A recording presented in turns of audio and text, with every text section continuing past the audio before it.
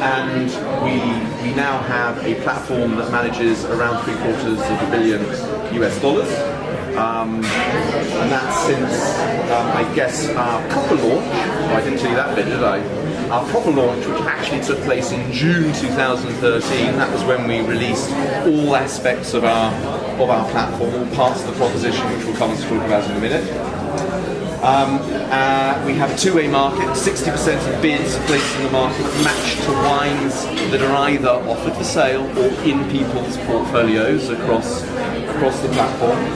And if you look at both the Wine Owners brand and all of the other brands that we work for, because our platform is a white label software as a service technology, we have around about 10,000 private collectors using our stuff for, whatever it is they want to do, keeping track and, being enthusiasts or trading or researching or whatever it is. So, how many people here are wine collectors? Yeah. Oh, brilliant.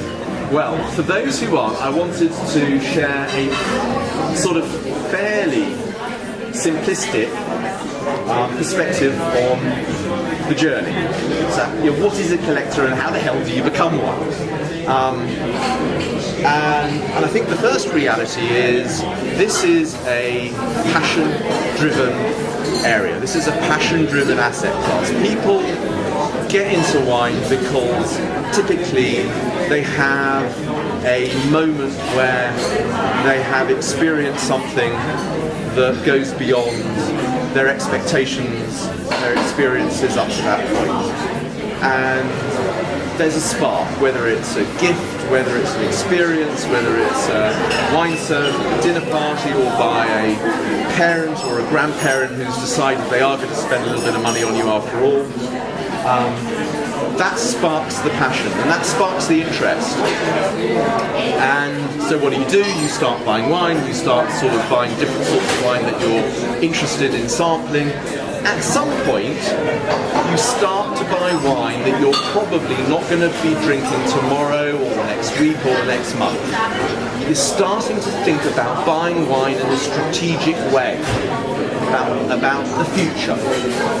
And that, for me, is the definition of a collector. Very simply, it's anybody who buys wine strategically. And here's the rub. Wherever you are, whether you are driven by passion entirely, or whether you think of it as part passion, part an interesting diversification into something else that's tangible, by thinking about buying wine to drink it in the future, you are thinking of it as an asset class. You are thinking about it as a store of value. Because there are only two reasons why you're going to buy wine today that you're going to be drinking in 5 years' time. One is scarcity. I don't think I'm going to be able to find the wine in 5 years' time that I really want. Or value. I think I'm going to buy it today because maybe it's going to be worth more in the future. And that's the point. So, let's put ourselves in the shoes of collectors and wine lovers and wine investors. What are the challenges that they face? Well, there are quite a few of them.